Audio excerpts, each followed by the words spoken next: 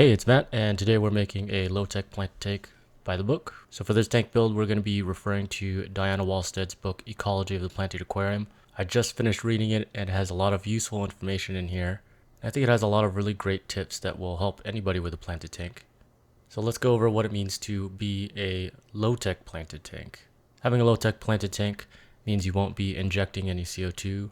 You won't be using any special soils like aqua soil. You won't need any complex filters or special filter mediums, and your tank will probably need a lot less maintenance than a high-tech tank. So this low-tech planted tank method is known as the Walstad method. It's actually very similar to a lot of methods that people like MD Fish Tanks uses. We're essentially just going to be using natural soil and capping that over with some sand. But there's some specifics in regards to what type of soil we use and how much soil and sand we should be using. There's also really good information on the best types of plants for a low-tech planted tank. The plants from the book and the ones I'll be using today are really good beginner plants. So today's build will be a really good reference for anybody starting their first tank. And I wanted to start this tank just to test and see for myself if all the methods in the book work well for me. This book has been out for a while, and I think a lot of the things it mentions has already been tested by a ton of other people. But like anything else in the aquarium hobby, it's always good to see if something works well for you. So that's what I'm going to be doing today. Now this is far from my first planted tank, and I've actually done a lot of planted tanks this way already. There's just some concepts from the book that I haven't applied before, but I think my experience will come in handy for this build. For this build, we're going to be using a UNS rimless aquarium.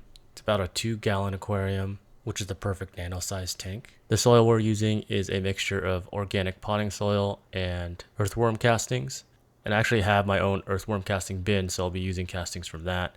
You can get earthworm castings pretty much from anywhere, like any local nurseries or even on Amazon. Just make sure they're organic earthworm castings and 100% earthworm castings. Same goes for the organic potting soil. Potting soil for indoor plants is usually best. The reason for that is actually we don't want a ton of nutrients within the soil. Earthworm castings and organic indoor potting soil actually has a lot less nutrients than if we got potting soil for raised garden beds or something like that. So the goal of a Walstad tank is to create balance within your aquarium. That means you don't want an excessive amount of nutrients in the water or the soil, and really just want to have just the right amount for the plants to grow and thrive without having too much to make you do water changes or create algae. If you don't want to blend the earthworm castings and organic potting mix, you can just buy one of either. I've done tanks with just earthworm castings and they've done great. And I've done tanks with just the organic potting soil and those have done great too. The Walstad book doesn't mention anything in specific, just that the soil shouldn't be too nutrient rich. And after I spent some time mixing up the earthworm castings with the potting mix, I just started placing it within the tank. You can see this potting mix does have some perlite, which I recommend avoiding. Mine came pre-mixed, so I just decided to leave it in. It usually doesn't cause too much of an issue because we're going to be capping it with sand anyways. And you can see there's still a ton of worms in the earthworm castings I have. If you're going to be doing this, I recommend taking the worms out first. And that's because the worms will try to dig their way out once you cap the soil and add water. And as the worms dig out of the sand, they might bring up some soil with them. And because the soil is not capped, this could affect your water quality. And that's something I noticed just for this build. I've never noticed that before. So from now on, I'll definitely be taking out all the worms from the casting I put in. And we only want to put soil where we're going to be planting. So I avoided putting any soil towards the front of the tank and created a slope because we'll be making a slope with the sand as well. And the Walstad method recommends that you have around an inch of soil. The amount of soil you'll put in will differ depending on the size of your tank. Larger tanks will have more soil and smaller tanks will have less soil. For this tank, I'm keeping to 1 inch of soil in the back and then slowly slope down to none in the front. And once I was happy with the soil layer, I started adding the sand. So the two types of sand I'm using are the UNS system sand, and I'm also using some crushed coral cichlid sand, and I'm only using the cichlid sand because the GH and KH from my tap water is around 0 to 1. So I'm using the cichlid sand just to buffer the GH and KH. In most cases, you won't have to do this at all. You can just use any type of sand. And as mentioned before, I'm putting the sand in at a slope. And we want about 1 inch of sand to cap the soil layer. If you're doing a larger tank, I recommend doing a thicker amount of sand layer. If you're planting a larger tank, you're probably going to be using larger plants with larger root systems. And a thicker layer of sand will just make sure the roots don't poke out of the sand layer. And once I was done placing the sand, I was able to just check and see to make sure I reached that 1 inch of soil and 1 inch of sand layer. So in the back, it was about 2 inches tall. At the front, it was about an inch tall. Once the sand was all evened out, I was ready to start planting. And a really good tip I got from my local fish store from a guy named Berrig, shout out to that guy, is that you want to push down on the soil and sand before you start planting and filling up the tank. This will just remove any gases that were trapped underneath the sand layer, and will make sure the soil doesn't bubble up when you fill up the tank with water.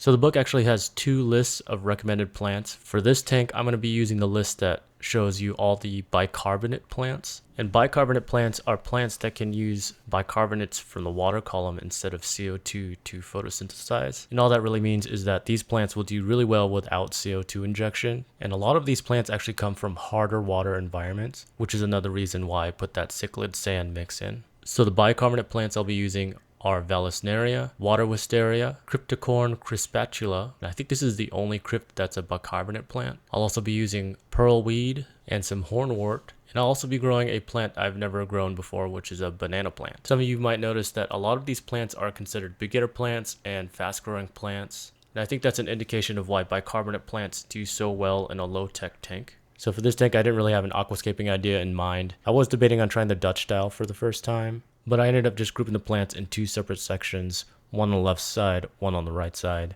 I think this balanced the tank out well, and then also made a nice little middle section for the banana plant. I just think this plant looks super cool, so I wanted it up front so we could check it out as the tank grows. Maybe over time the tank will end up looking like a Dutch style tank, but only time will tell. The book recommends having floating plants or plants that break the surface of the water, so I'll also be adding some red root floaters when I'm done. These are the best method to get rid of nitrates within the water column. They're also one of the best ways to bring carbon back into the aquarium. Carbon's why we inject CO2 into high-tech planted tanks, and floating plants have direct access to CO2 in the air. When the plants start to decay, the carbon stored in the dead leaves is what brings carbon back into your tank. With that being said, let's go over why a planted tank is just so much better than a non-planted tank. A lot of you might be familiar with the nitrogen cycle, which is when bacteria converts ammonia from fish food and fish waste into nitrite, and then other types of bacteria turn that nitrite into nitrate. And nitrate is removed from the water column by just doing water changes. And out of the 3, nitrates are actually the least harmful for your fish.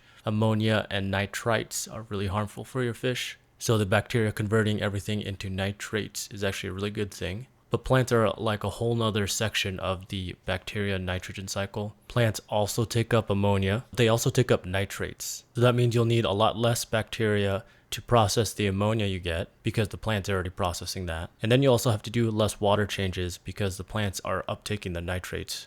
So this essentially means the plants are acting as a filter for your tank, which is why a lot of heavily planted tanks don't even need a filter, and why fish just do so much better with a heavily planted tank. It's also why we want to start out with a large amount of plants within our tanks. The more plants we have right away, the less beneficial bacteria we need to rely on when the tank is cycling. The soil we're using also has beneficial bacteria. That's especially true if you're using homemade active earthworm castings like I do. A lot of farmers use earthworm casting not just for their nutrients, but mostly just for their beneficial microbes. And all the microbes and beneficial bacteria within the castings are already in our tank. So all of this together means that our tank cycle should be a lot faster than a normal planted tank. And to prove that, I tested the tank for a whole week. There was a slight nitrate spike in the beginning, but by the end of the week, the tank was fully cycled, and it cycled much faster than the nano tanks I used aqua soil with. The Walstad method actually mentions that you should have about 12 hours of light for your tank. It doesn't mention the type of light or any brands, but it does mention that you want to stick to a high Kelvin light. Something over 5,000 or 6,000 is best. This tank's going on my aquarium rack, so it'll be lit up by a shop light that's rated to be above 6,000 Kelvin.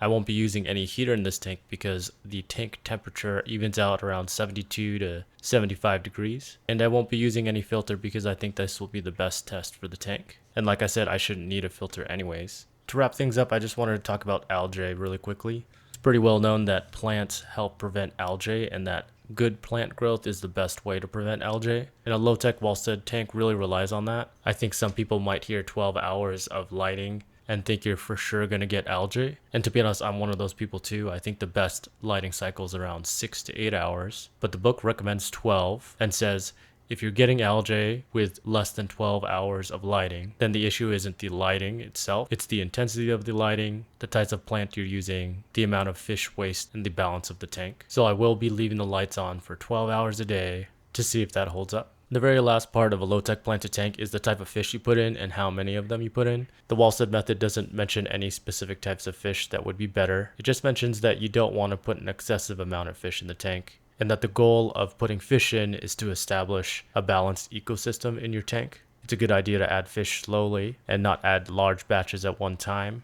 and to make sure you're testing your water parameter every time you add a new fish in. If you do that, you should have a balanced ecosystem and not need to do water changes as often, or even at all, really. And your tank should last quite a while. The book mentions that most soils only last about 2 years at max. After about a year or two, the soil ends up losing all the nutrients and minerals it can provide to your plants. And that's pretty much it. I'll be posting updates on the tank. I'll let you know how things are going.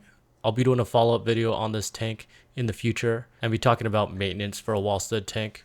I'm excited to see where the Walstad tank goes, and I hope you follow along with me. If you liked the video or found this useful, give the video a like. If you want to follow along the status of the tank, subscribe. I'll leave a list of everything I used in the tank down below. And if you have any questions about a low-tech Walstad tank, let me know in the comments down below. Thanks for watching, guys. We'll see you next time. Keep scaping. Bye.